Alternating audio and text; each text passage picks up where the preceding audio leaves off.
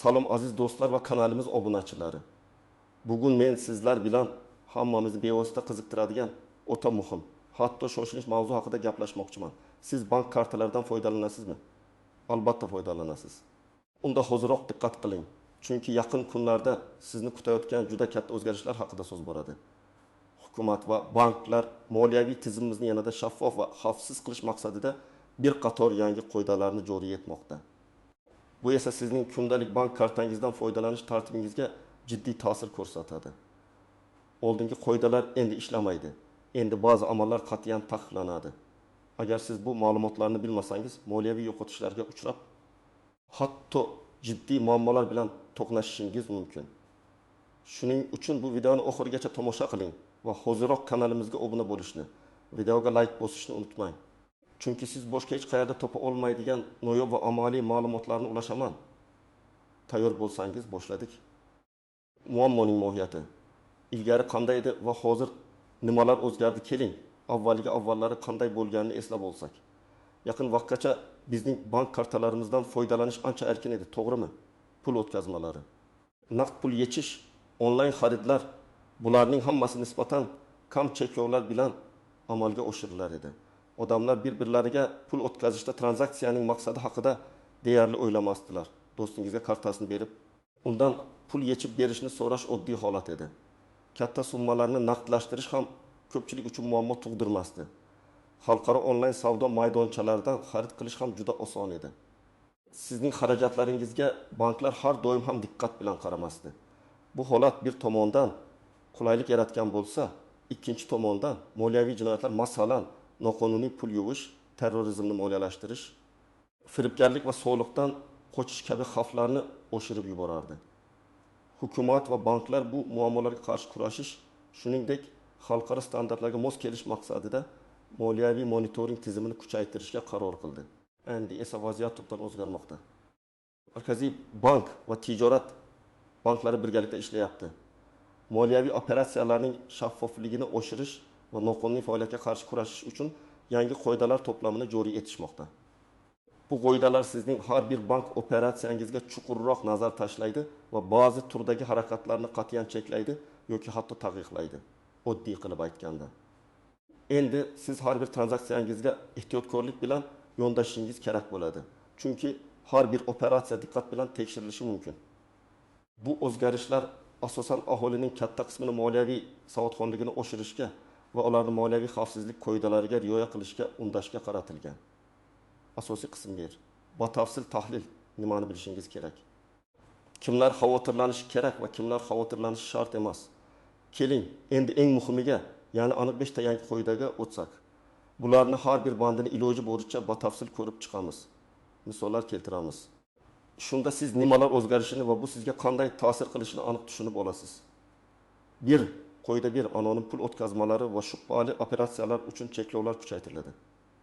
Endi sizning har bir pul o'tkazmangiz izsiz qolmaydi. Bu qoida eng muhimlardan biri hisoblanadi. Ilgari odamlar bir-birlariga 100 ming so'mdan tortib, millionlab so'mlarga qadar bemalol pul o'tkazishardi. Bunda tranzaksiyaning maqsadi deyarli hech kimni qiziqtirmasdi. Misol uchun, siz do'stingizga qarz qaytarish uchun, tug'ilgan kuniga sovg'a uchun yoki shunchaki biror narsani birga sotib olish uchun pul o'tkazishingiz mumkin edi. Hech kim buning sababini so'ramasdi. Endi esa vaziyat o'zgaradi.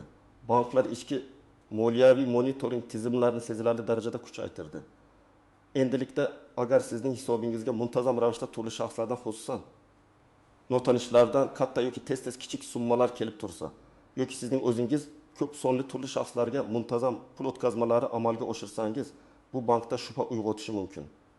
Bu ayniqsa suyultirish, kriptovalyuta birjalarida ko'p uchraydigan yoki pul yuvish sxemalariga o'xshash operatsiyalarga tegishli.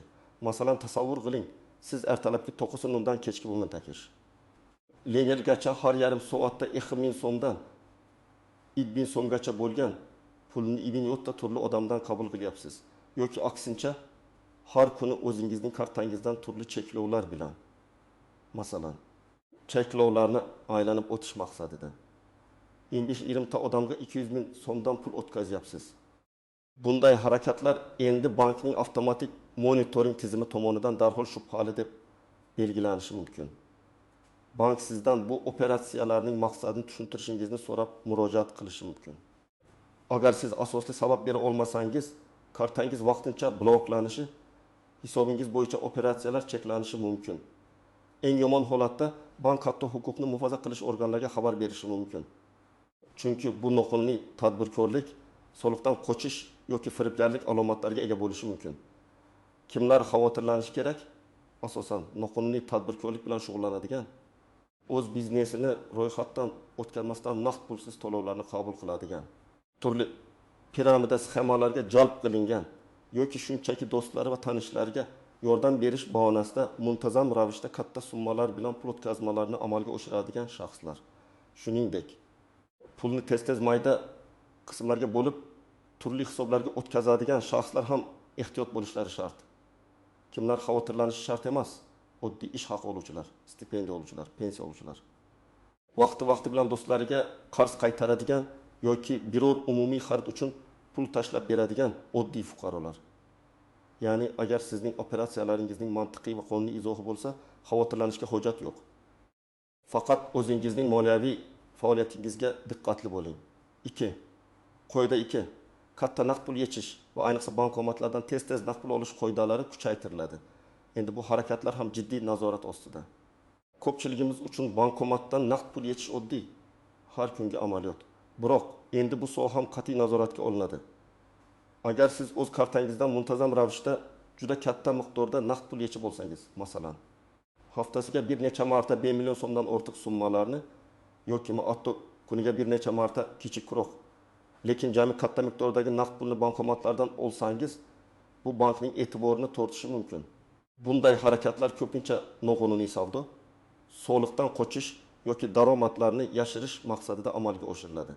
Misol, sizning kartangizga tadbirkorlik faoliyatingizdan rasmiy ro'yxatdan o'tmagan katta summalar kelib tushadi va siz bu pullarni darhol bankomat orqali mayda-mayda qismlarga bo'lib, har xil bankomatlardan naqdlashtirasiz. Masalan, kuniga 2 million so'mdan haftasiga 11 million so'm naqd pul qilasiz.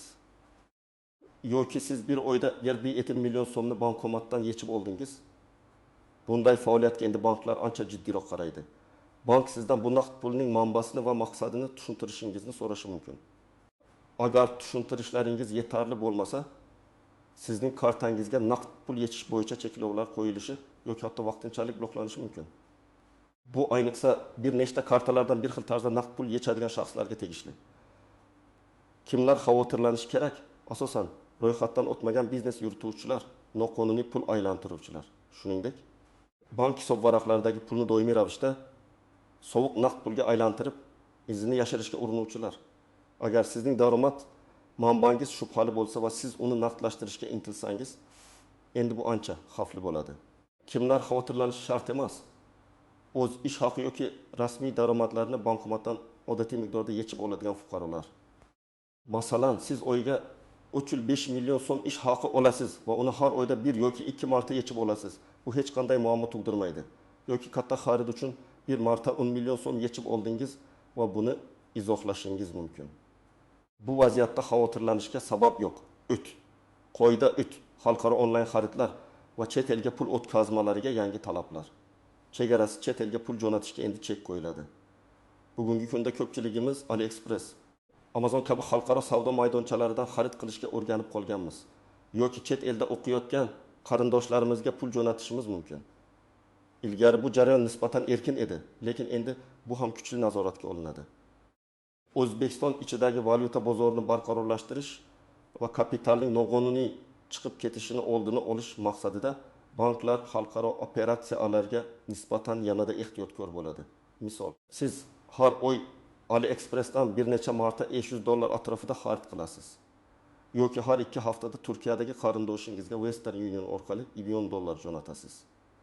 Bunday muntazam va katta xalqaro o'tkazmalar, ayniqsa agar ular sizning rasmiy daromadingizga nomuvofiq bo'lsa, bank tomonidan diqqat bilan o'rganilishi mumkin.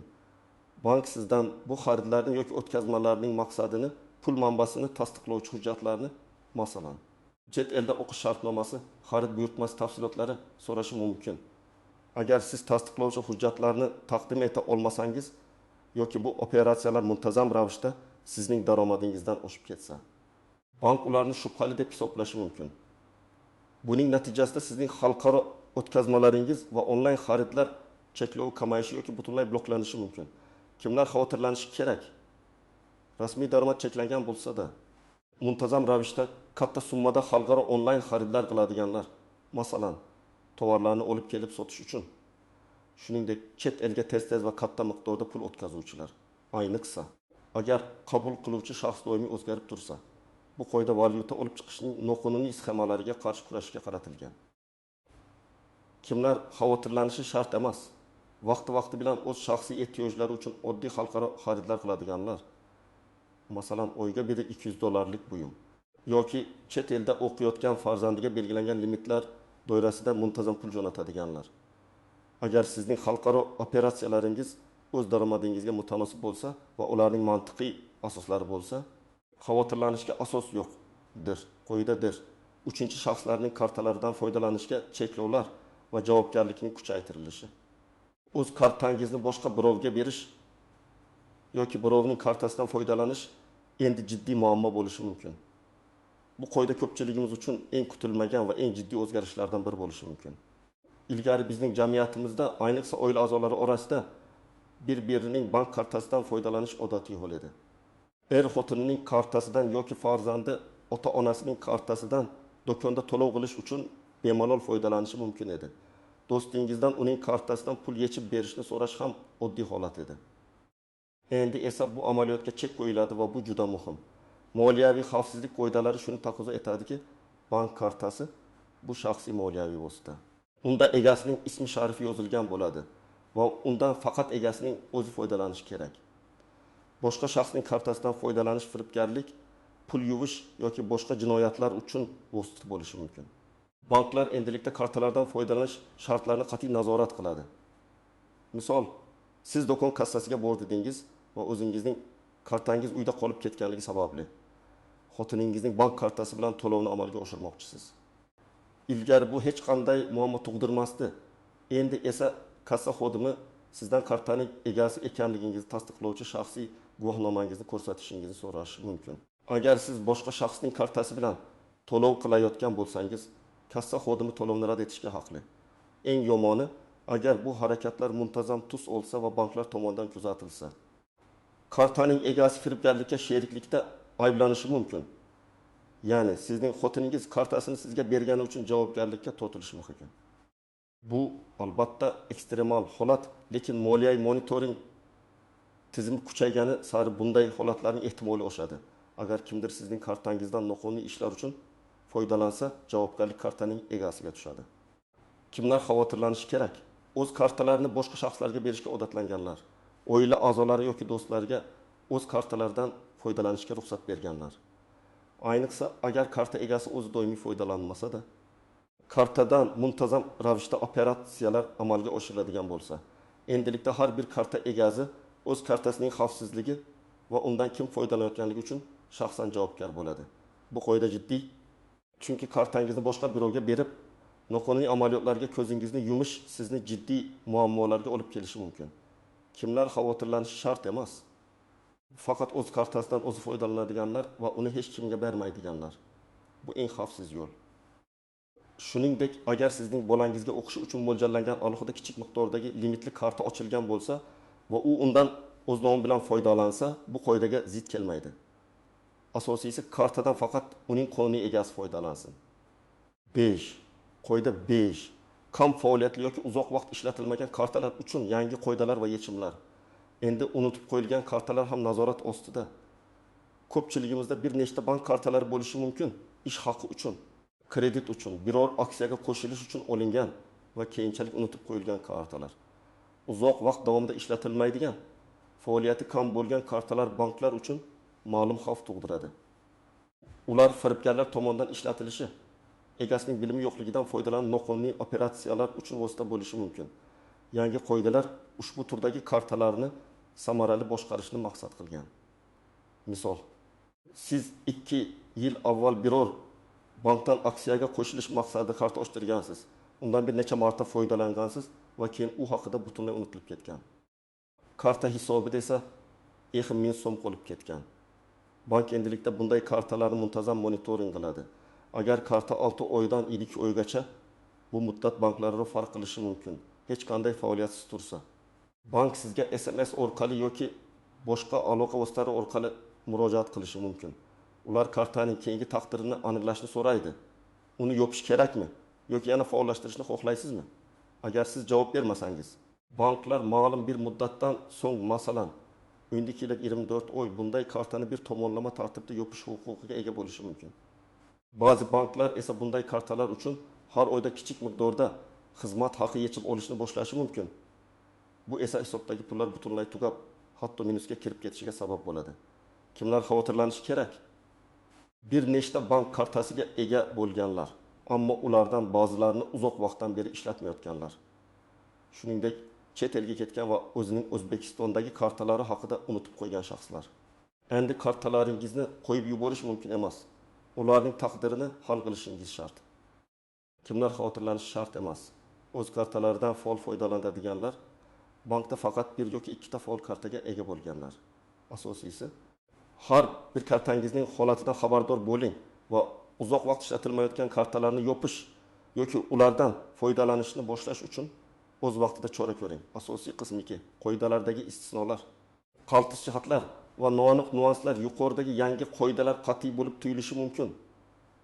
Lekin har qanday qoidada bo'lgani kabi bunda ham istisnolar, o'ziga xos qaltis jihatlar va noaniq nuanslar mavjud bo'lishi mumkin.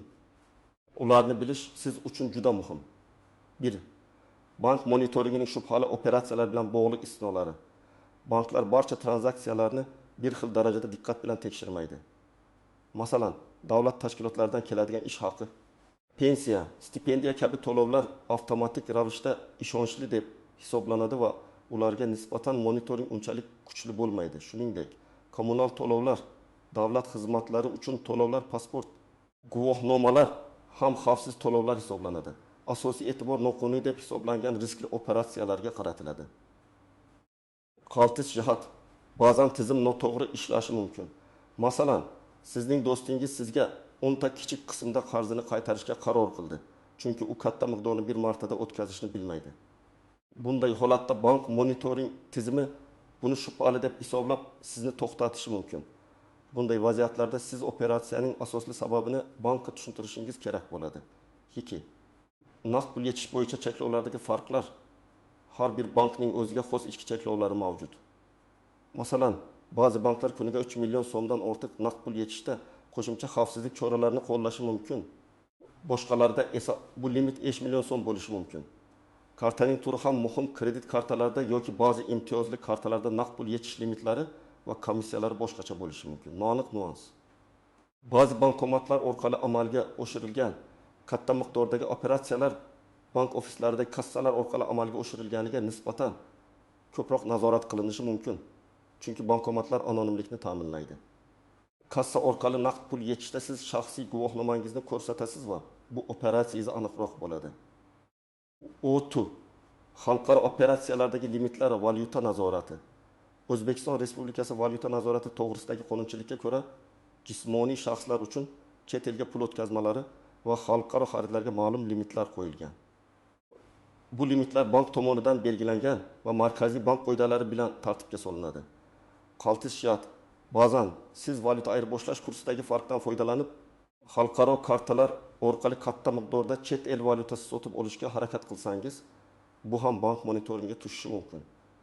Bunday harakatlar spekulyatsiya deb hisoblanishi va cheklovlarga olib kelishi mumkin. 4. Uchinchi shaxslarning kartalaridan foydalanishdagi javobgarlik chegarasi. Yuqorida aytilganidek, boshqa shaxsning kartasidan foydalanish taqiqlangan. Ammo, masalan, agar sizning qarindoshingiz kasal bo'lib qolgan bo'lsa va siz uning bank kartasidan shoshilinch dorilarni sotib olish uchun bir martalik foydalangan bo'lsangiz va buni isbotlay olsangiz, bu jiddiy muammo tug'dirmasligi mumkin. Noaniq nuans. Asosiy muammo bu muntazamlik va miqyos. Agar bu bir martalik favqulodda holat bo'lsa, bank sizni tushunishi mumkin. Ammo agar siz muntazam ravishda turli odamlarning kartalaridan foydalansangiz, bu shubhali faoliyat deb hisoblanadi. E'tibor bering, bank xodimlari ham sizdan kartaning egasi ekanligingizni tasdiqlovchi hujjat so'rashi mumkin. Agar siz boshqa shaxsning kartasidan firibgarlik sxemalarida foydalanayotgan bo'lsangiz, unda javobgarlik juda jiddiy bo'ladi. Chunki sizning harakatlaringiz nafaqat bankning ichki qoidalarini buzadi, balki jinoiy javobgarlikka ham tortilishingiz mumkin. 5. Kam faoliyatli kartalar va ularning yopilishi jarayoni. Har bir bankda bu jarayon o'ziga xos tarzda amalga oshiriladi. Kartani yopishdan oldin bank sizga bir necha bor murojaat qiladi. Agar siz murojaatlarga javob bermasangiz, karta avtomatik ravishda yopilishi mumkin. Qaltis jihat: agar kartangizda ozgina pul qolgan bo'lsa va bank uni yopib yuborsa, bu pullarni qaytarib olish uchun qo'shimcha harakatlar qilishingizga to'g'ri keladi. Ba'zan banklar shunchaki ushlab qolish to'lovlari orqali summani nolga aylantirib keyin yopishadi. Shuning uchun barcha kartalaringizni nazorat qilish juda muhim. Amaliy maslahatlar. Tomoshabin nima qilish kerakligi bo'yicha aniq qadamlar. Demak, aziz do'stlar, yangi qoidalarni o'rganganimizdan so'ng endi nima qilishimiz kerakligi haqida aniq va amaliy maslahatlarni beraman. Bu qadamlar sizni potensial muammolardan himoya qilishga yordam beradi va moliyaviy barqarorligingizni ta'minlaydi. 1. Moliyaviy savodxonligingizni oshiring va banklaringiz bilan bog'lanishda bo'ling. Bankingiz bilan aloqani saqlang. Har bir bankning o'z mobil ilovasi bor. Ularni yuklab oling va faol foydalaning. SMS xabarnoma xizmatini yoqing. Shunda har bir operatsiya haqida darhol xabardor bo'lasiz. Bank shartnomalarini o'qing. Yangi karta olganingizda yoki xizmat shartlarini yangilagan bank sizga taqdim etgan shartnomalarni sinchiklab o'qing. Ayniqsa tariflar, limitlar va moliyaviy monitoring bandlariga e'tibor bering. Bularni inchort o'qishdan ko'ra har bir detalni o'rganing. So'rashdan uyalmang. Agar biror operatsiya sizga shubhali tuyulsa yoki bankdan g'ayrioddiy so'rov kelsa, darhol bankingizning ishonch telefoniga qo'ng'iroq qiling yoki shaxsan murojaat qiling. Men bilmas edim degan bahona endi ish bermaydi. 2. Pul o'tkazmalaringiz va naqd pul operatsiyalaringizni tartibga soling. Tranzaksiya maqsadini aniq ko'rsating. Agar bank ilovasi orqali pul o'tkazayotganda izoh maydoni bo'lsa, undan foydalaning. Masalan, qarzni qaytarish, ijara haqi, sovg'a uchun. Bu sizning operatsiyangizga shaffoflik beradi. Muntazam katta o'tkazmalardan qoching. Agar siz doimiy ravishda katta summalar bilan operatsiyalar amalga oshirsangiz, bu haqda bankingizga oldindan xabar bering va ularning tavsiyalariga amal qiling.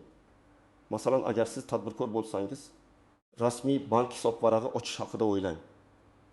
Naqd pulga ehtiyot bo'ling. Faqatgina haqiqatan ham zarur bo'lgan hollarda katta miqdorda naqd pul yeching. Agar sizga katta miqdorda naqd pul kerak bo'lsa, bankning kassasidan shaxsiy guvohnoma bilan oling. Bu xavfsizroq va shaffofroq bo'ladi. 3. Xalqaro operatsiyalarga e'tibor bering. Limitlarni tekshiring. O'zingizning xalqaro karta limitlaringizni bankingizdan aniqlang. Bular kunlik, haftalik yoki oylik bo'lishi mumkin. Katta xaridlar yoki o'tkazmalar oldidan bankingiz bilan maslahatlashing. Hujjatlarni saqlang.